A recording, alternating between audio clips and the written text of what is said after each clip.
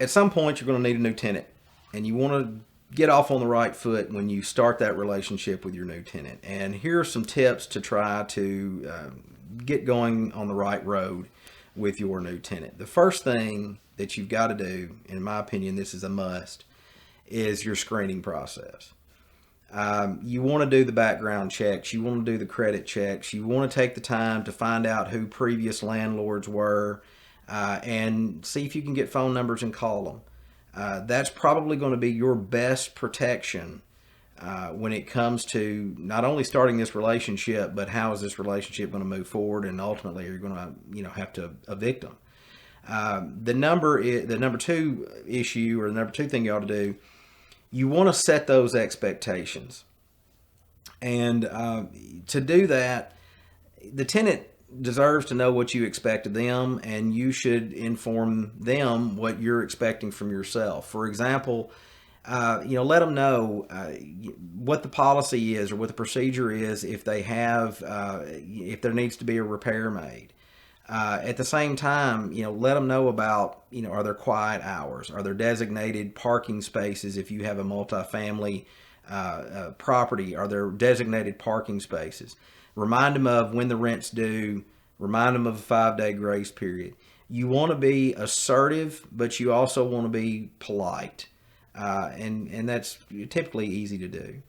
I also think at the beginning, well, to me it's a must at the beginning of the relationship when someone's coming in and yes, they've, obviously you want to get the lease, but when it's time to move in and they're about to come in, use that move in, move out document and just do a search online, and you can find a ton of them online. But these move in, move out checklists are fantastic to have. Especially when at the end of the day and someone is leaving a property and we're dealing with the security deposit, this move in, move out checklist is going to be imperative. And what this is you have a checklist, and it's got things written down like blinds and kitchen wall and kitchen stove and refrigerator and living room walls, so on and so forth.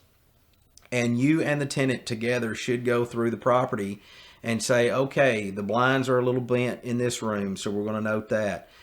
There's a scratch mark or a smudge or something on the wall in here. You mark that, so on and so forth. Because then when the tenant moves out, 1 year, 3 years, 10 years down the road, we're going to go back to this checklist. And when they move out, after they've moved out, we're going to go back through the property and see how this has changed. That is how you determine what damage that tenant did, and therefore they're going to be responsible for that damage coming out of their security deposit. Without that move in, move out, it's going to be tough to do. This also, I think, establishes the tone.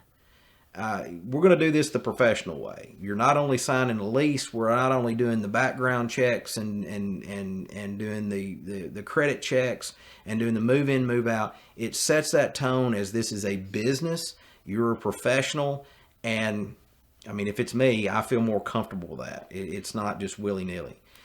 The last thing I would say is just make sure you keep your tenant informed. If there's something going on, if there's a policy change, let them know. Again, Uniform Residential Landlord-Tenant Act allows you to communicate with your tenant by email if they give you the email.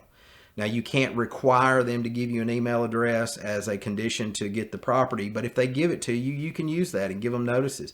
And that's an easy way. Number one, you're saving postage, which is great.